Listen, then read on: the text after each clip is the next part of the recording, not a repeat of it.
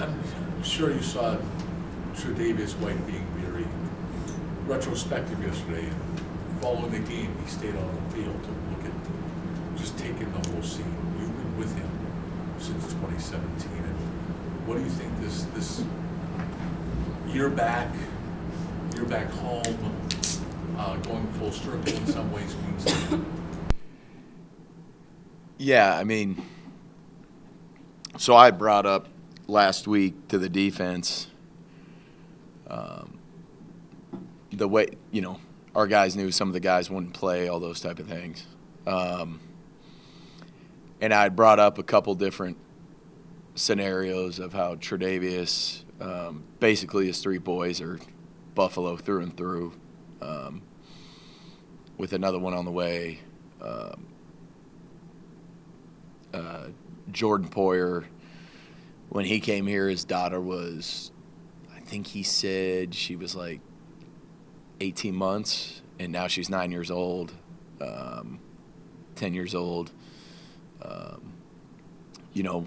When I moved here, I don't even know what grade my kids were in.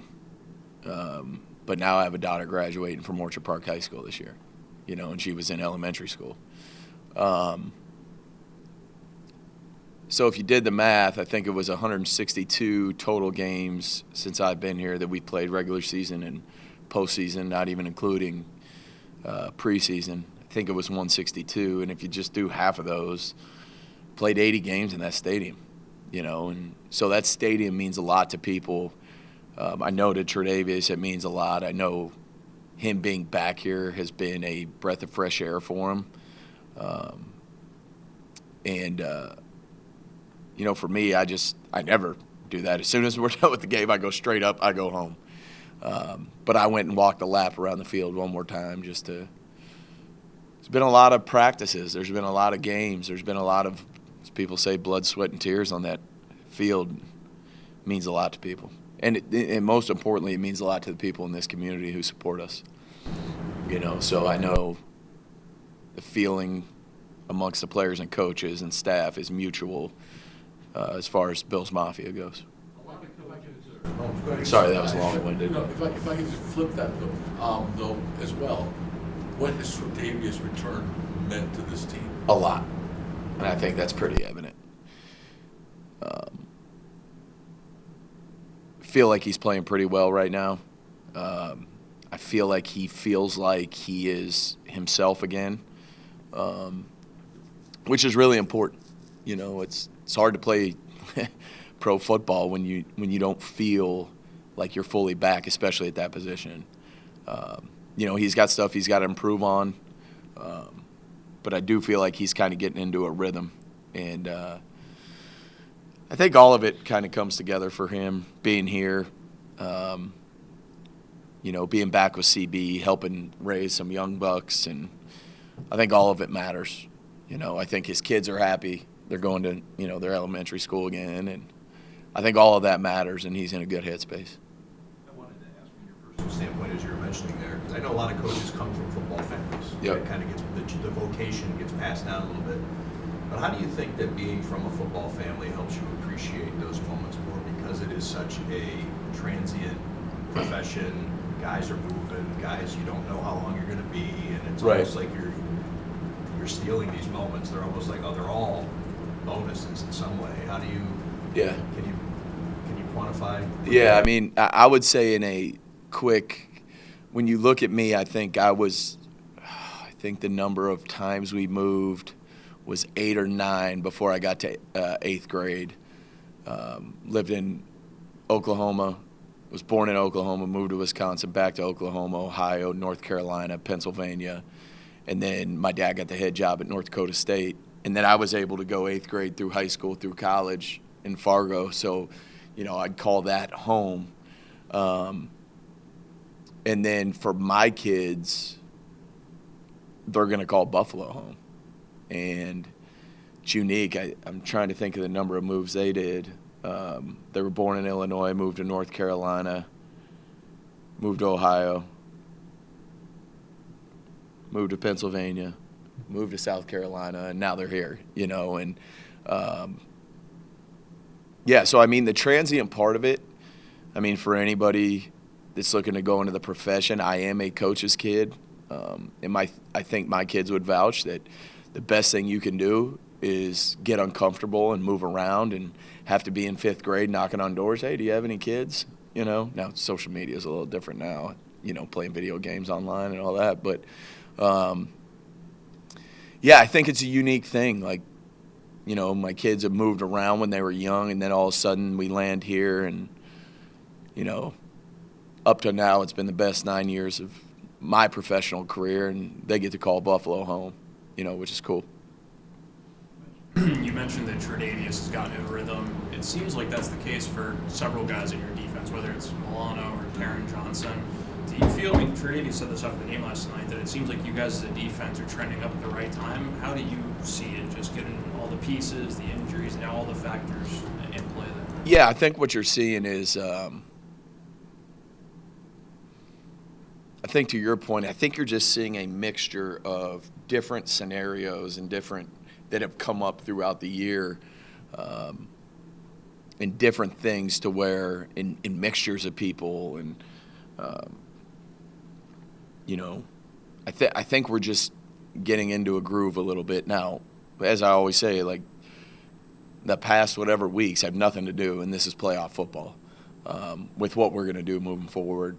But it is important, you know, that we are hopefully peaking at the right time. I've talked about that the whole year. Make sure we're peaking at the right time, and you know, we've got a lot of work ahead of us. We're playing a really, really good offense, and you know, we got to take care of us first and make sure we're ready to rock.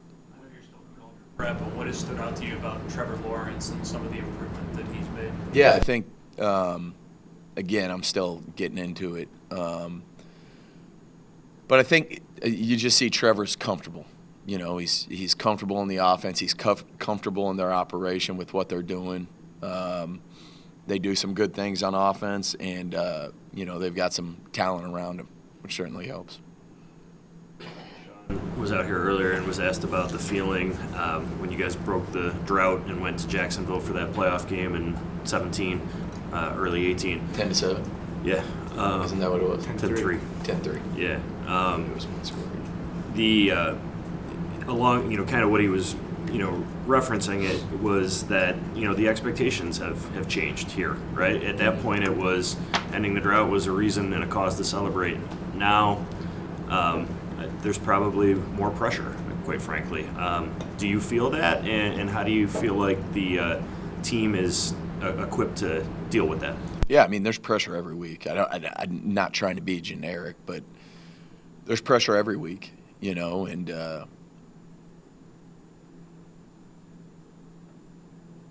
you know, I've been part of 3 NFL organizations, and all different. Like, you know, the first place I was at, you know, it was starting to build like we did here. It was at a slower pace, and then the next place I went to, you know, it was rough. It was tough, and then we come here, and you know, right off the jump, Sean and Brandon do a great job, you know, kind of revitalizing this place. You talk about the drought, and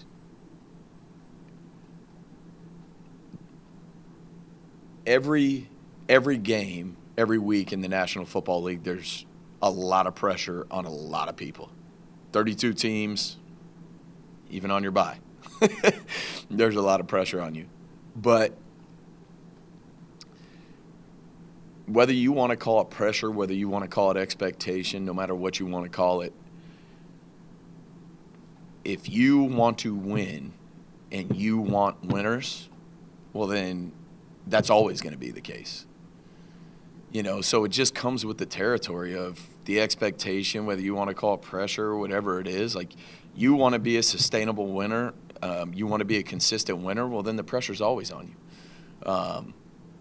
And that's week to week. That's a preseason, you know, and a lot of organizations are at different parts and that pressure, with different places within what they're trying to get done.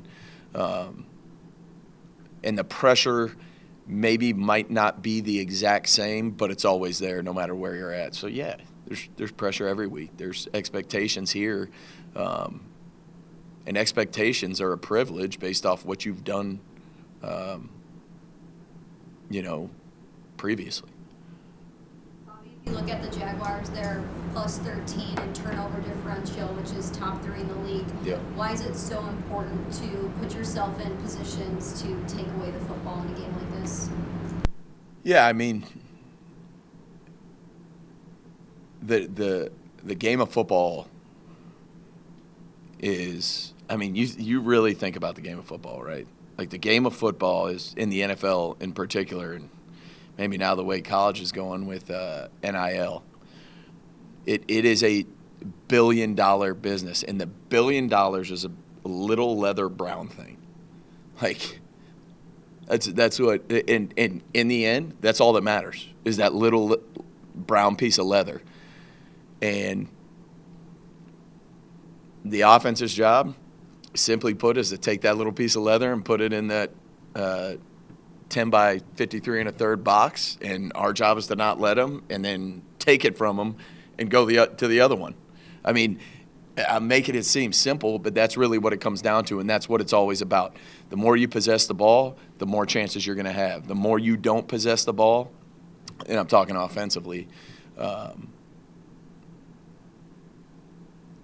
the more you don't have it, the less opportunity you're going to have to score and the less opportunity you're going to have to win. And it goes that way for defense. The more we can take it from them and give it to our offense, we're giving ourselves a better chance to win. And statistically, analytically, you can – the number one thing that does not change, there's a little – what do they call it? A little off the bell curve, the little outlier of where sometimes it doesn't apply, but one of the most consistent things is the ball, and we talk about that a lot, not only on defense but throughout the organization. We heard from Sean that Max probably will be good to go this week. I know we know what Christian and Tre can do, but how do you feel about depth at the position? Yeah, we'll be fine. We'll be good. What do you remember about? I didn't mean to be short. That's okay. What do you remember about the 9-6 game? That was a weird game against Jacksonville in there. Oh. God, I can't even remember. I can remember the playoff game like it was yesterday. What year was that? 21. 21. What do I remember about it? I don't know. 96 is a pretty bizarre score. Does it trigger anything if we say it was Urban Meyer? Urban Meyer.